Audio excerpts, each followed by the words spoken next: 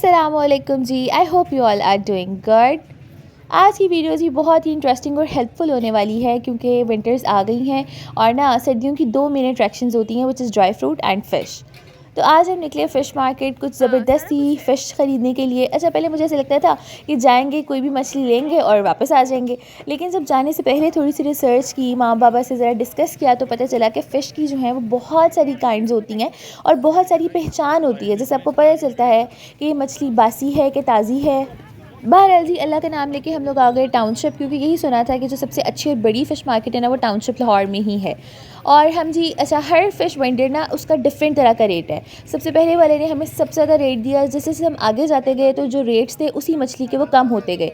अच्छा, अब उनको अगर कहो ना कि ये रेट आपका ज़्यादा है, पिछले के पास कम है, तो वो ना उसकी स्पेसिफिकेशंस बताना शुरू कर देते हैं कि नहीं जी वो तो किलो वाली होगी, हमारे पास तो 2.5 किलो वाली है। इस तरह की चीज़ें होती हैं, लेकिन चीज़ सेम ही होती है, बस उनके रेट्स का फ़र्क होता है। और अगर आप बार्गेन करें तो अच्छी हद तक जो है वो रेट काफ़ी कम हो जाता है।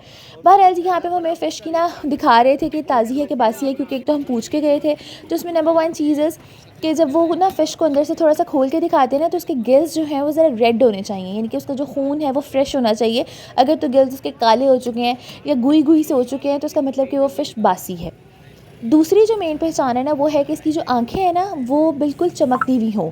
अगर तो इसकी आइज़ का जो कलर है वो चेंज हो चुका हुआ है या फिर उसके आगे कोई झिल्ली आ चुकी हुई है, इसका मतलब कि वो फ़िश जो है वो ताज़ी नहीं बासी है। और जो हम मेन जो एक फ़िश खा सकते हैं वो है जी काला रहू। इसके अलावा एक सोल फ़िश होती है जिसमें कांटा नहीं होता, और मेनली जो फ़िश एंड चिप्स बनते हैं वो इसी मछली के बनते हैं। अच्छा, अब इनके रेट्स होते हैं वो अच्छे खासे, स्पेशली जो सोल फ़िश है ना, इसका रेट बहुत ज़्यादा है, अराउंड शायद 1900 या 2000 अराउंड केजी है। और अगर आप वो 2 केजीज़ करते हैं तो वो आपको 5000 के अराउंड पड़ जाती है। तो वो अच्छा खासा एक रेट था। इसके अलावा जो काला रहू है, अच्छा, अब जो फर्स्ट वेंडर ने हमें बताया उसने कहा जी आपको 510 रुपये किलो मिलेगी। जैसे जैसे हम आगे जाते गए उस तरह वेंडर्स कम होते गए और बिल आखिर ना 400 अराउंड केजीज़ पे हमारी बात फ़िक्स हो गई। और ये यहाँ पे मछली बना रहा था। अच्छा, मेरा यहाँ पे ये भी था कि इन पे नज़र रखनी है कि कोई फ़िश वगैरह या पीस वगैरह जो है ना वो उसका कम ना कर लें। तो एक अच्छा खासा विजिलेंसी का काम है, लेकिन अल्हम्दुलिल्लाह कि हमें बहुत ही ज़बरदस्ती काला रहू फ़िश मिल गई। अच्छा, अब घर आके फ़िश का जो मेन काम होता है ना वो होता है किसी स्मेल निकालनी है और उसको अच्छे तरीके से धोना है। और सैडली मैं वो मेन स्टेप रिकॉर्ड करना बिल्कुल ही भूल गई। इसमें करना क्या है, फ़िश को आपने ना एक बास्केट में डाल लेना है और उसको अच्छे तरीके से छुरी के साथ, जैसे चिकन धुलता है ना वैसे उसको धो लेना है। उसके गिल्स वगैरह निकाल लेने हैं, जो खून वगैरह लगा हुआ है वो सारा धो लेना है। उसके बाद उसको बास्केट में ही रख के उस पर अच्छा सा आटा लगा देना है। अच्छा, काफ़ी लोग सरसों का तेल भी लगाते हैं और आटा भी, दोनों चीज़ें सेम है, उससे स्मेल ज़रा निकल जाती है अच्छे तरीके से। वो आटा लगा के 1 घंटे के लिए रख देना है और फिर दूसरी दफ़ा फ़िश को बहुत ही अच्छे तरीके से धोना है। उस वक्त फिर हाथ से धुलती है ताकि वो जो आटे की एक लेयर बन गई है वो अच्छे से निकल जाए और फ़िश ज़बरदस्ती धुल के बिल्कुल ना चमकती हुई फ़िश आपके पास आ जाती है। अब सेकंड जो मेन स्टेप है वो है फ़िश का मसाला, क्योंकि वो अच्छा होगा, मज़े का होगा तो फिर ही खाई जाएगी। वो फिर आपकी क्या कहते हैं मछली बिकेगी, वरना नहीं बिकेगी। तो ये मसाला ना बहुत ही डिफरेंट तरह का है, बहुत ही मज़े का लगता है और ये थोड़ा वेट मसाला है। यूजुअली लोग सूखा मसाला लगाते हैं फ़िश के ऊपर, लेकिन मुझे ना ज़रा तसल्ली नहीं होती, एंड इट्स बीन ईयर्स कि मैं ये मसाला लगा रही हूँ और हमेशा फ़िश रेसिपी हिट जाती है। इसके लिए जी मैंने 2 तकरीबन टेबलस्पून जो थे भर के वो दही के ले लिए। उसके अंदर 1 टेबलस्पून लहसुन, अदरक, हरी मिर्चें उसका पेस्ट डाल लेना है और कुछ भी ख़ास नहीं है। इसमें लाल मिर्च है, 1 टीस्पून नमक जो है वो हाथ रोक के डालना है, क्योंकि फ़िश पे वो नमक लगा के देते हैं। ऑल्दो कि वो धुलने से वो नमक निकल जाता है, लेकिन ज़ाहिर है फ़िश समंदर का एक है तो उसके अंदर अपना भी नमक होता है। मैंने 1 टेबलस्पून नमक डाल दिया। इसके अलावा जी साबुत सूखा धनिया 1 टेबलस्पून, ज़ीरा 1 टेबलस्पून, अजवाइन 1 टीस्पून, सिरका मैंने भर के डाला था 2 टेबलस्पून्स, गरम मसाला 1 टेबलस्पून और पिसा हुआ सूखा धनिया 1 टेबलस्पून।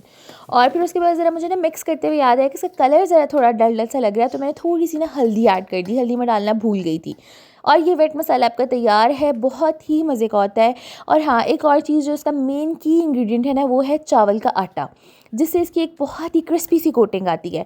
आप चाहें तो इसमें बेसन भी ऐड कर सकते हैं, लेकिन मुझे फैमिली को पर्सनली बेसन पसंद नहीं है, ज़रा ब्लैंड सा टेस्ट हो जाता है, तो मैं चावल का आटा ऐड कर लेती हूँ। और बल्कि चावल का आटा मैं मेन बनाती ही फ़िश रेसिपी के लिए हूँ। और ना आपने इस तरह से करके इसको अच्छे से मसाला लगा देना है।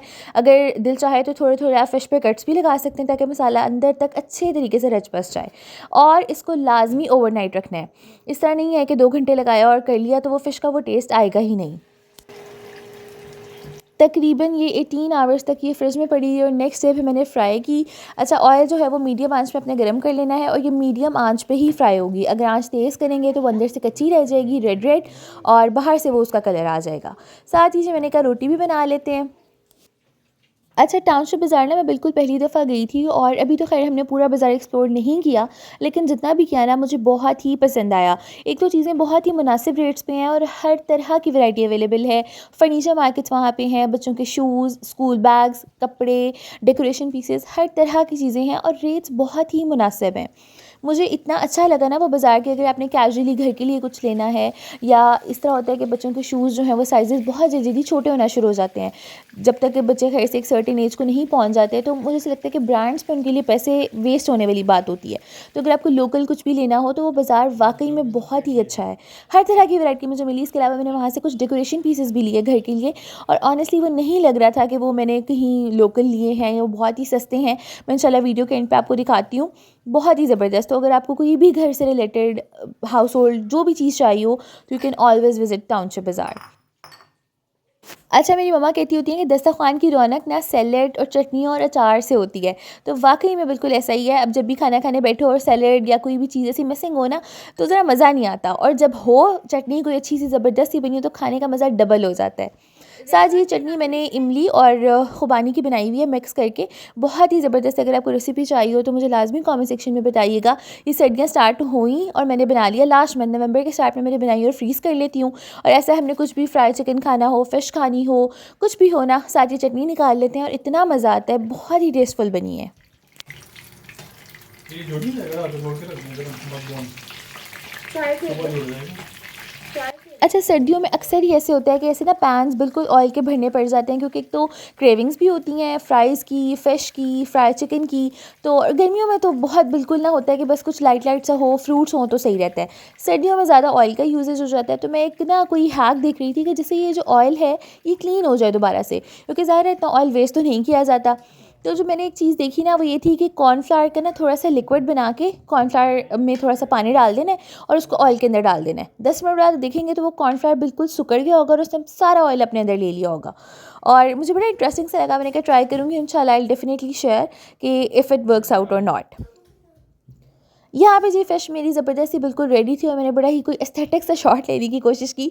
बाकी पीसेस फ्राई करते करते ना ज़रा शुरू वाला ठंडे हो जाते हैं, फिर उसको बाद में ज़रा सर्दियों में माइक्रोवेव करना पड़ता है। बहरहाल fish turned out so good, बहुत ही मज़े की थी। मसाला वाज़ परफेक्ट और हर चीज़ की रेशो बहुत ही बैलेंस थी। Also frying time was perfect. मैंने ईच साइड जो थे 7 to 8 मिनट्स की फ्राई, और साइड से भी कर ली, तो वो बहुत ही ज़बरदस्ती हो गई थी।